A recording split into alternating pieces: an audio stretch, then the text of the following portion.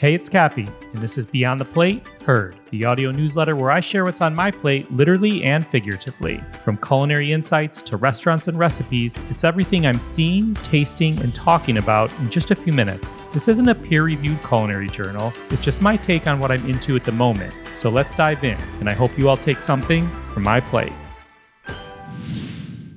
First up is Elmina Restaurant in Washington, D.C. That's E-L-M-I-N-A, all one word. This is Chef Eric Ajapong, his new Ghanaian restaurant. If you don't know Eric, you should. He's a talented chef that has a passion for West African cuisine, hosts multiple shows on Food Network, and he's an activist. He has so many more things that he has done, is doing, and will do. And Eric is just an all-around really good dude. Shameless plug, we serve on the inaugural PepsiCo Foods Culinary Advisory Board together. But back to Elmina, it's contemporary Ghanaian food. And if you don't know what that means, well, here's the deal. If we dine there together tonight, I'll just give you a taste of some of the things that I would likely order. 1, crispy okra fries. 2, kelewele, which is a spicy fried sweet plantain dish. Then there's tuna tartare with African blue basil, watermelon radish, and crispy cassava, yum, curried corn bisque, and we definitely have to get a jollof rice. And that's just for appetizers. I have not been to Elmina yet. I will be in DC next month, and there is like a 99.9% chance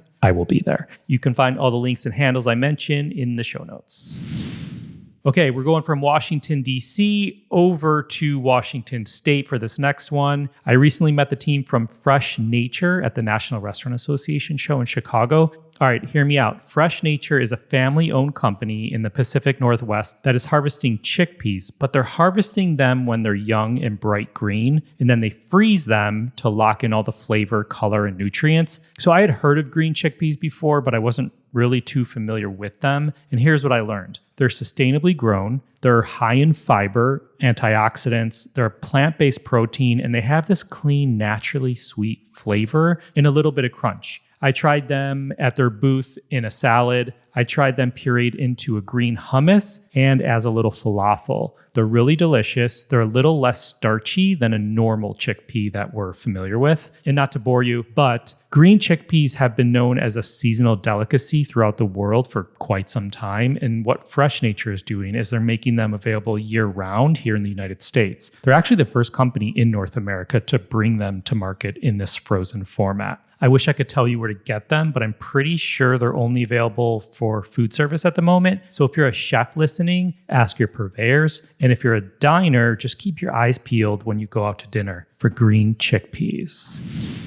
Hey, remember that chili tahini sauce I mentioned a couple episodes back? Well, I made it again. We had a short family vacation recently to Dollywood in Pigeon Forge, Tennessee, right outside of Knoxville. Had a great time. And we cooked up some delicious dinners at our Airbnb every night. So I whipped up a batch of that sauce and then roasted off some cauliflower and carrots in the air fryer at the Airbnb and tossed the vegetables with the chili tahini sauce. I served it in a dish garnished with fresh cilantro leaves and crushed golden sriracha Doritos. Those are my number one flavored Dorito at the moment, but that's besides the point. I gotta say, I'm really into pairing some of my favorite chips as a crunchy garnish in salads and other dishes lately. It's also a great use for the end of the bag crumbs.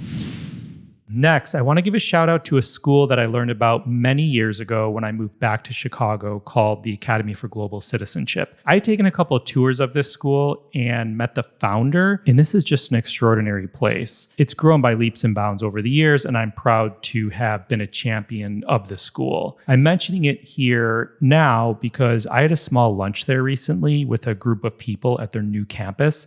And we had the most incredible plant-based meal prepared by their chef using produce grown in their gardens. We had fresh juices, a plant-based picadillo recipe, plant-based esquites, sauteed greens, so many delicious things. And all of the kids at the school eat a plant-forward menu. So Academy for Global Citizenship was founded in 2005 and is a Chicago public school. They serve as an incubator of educational innovation and teacher training institute. They have have scaled their educational model to train over 10,000 educators, which have impacted 5 million students globally. I'm telling you, this school is incredible. Their mission is to cultivate the next generation of mindful leaders meaning the kids, their students, and they're truly reimagining the future of learning. If you are interested in visiting the school by any chance, if you're in the Chicagoland area, if you want to take a tour or learn more, I'll add their links and handles in the show notes.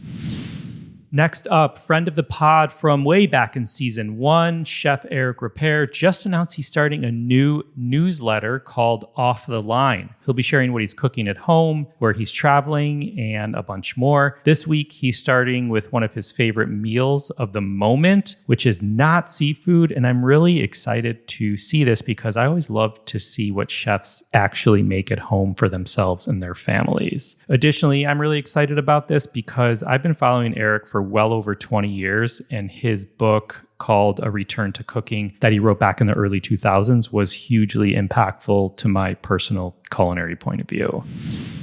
Last thing or things before I leave you, a few shout outs. One, while we're on this newsletter front, shout out to Alex Rychek, who's a PR and marketing pro based in Austin. Alex has a phenomenal newsletter called Checkmark Eats. I knew Alex when we both lived in New York City, and she's now fully immersed in the Austin, Texas culinary scene. Highly, highly recommend her newsletter if you live in or plan to go to Austin. It's a great resource for me, and I've shared it with countless people who ask me for Austin recommendations.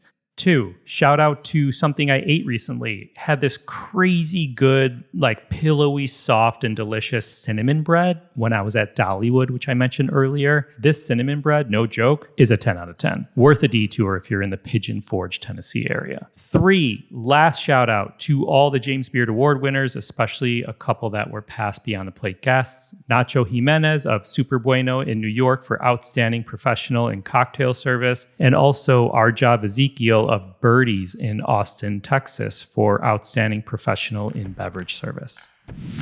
Thanks for listening to Heard, a production of Beyond the Plate. You can find all the links and handles I mentioned in the show notes. If you liked this, then tap the follow button and tune in for more Heard, where I share what I'm seeing, tasting, and loving lately in food and hospitality. And if your friends and family may enjoy this, I hope you'll share it with them. Until next time.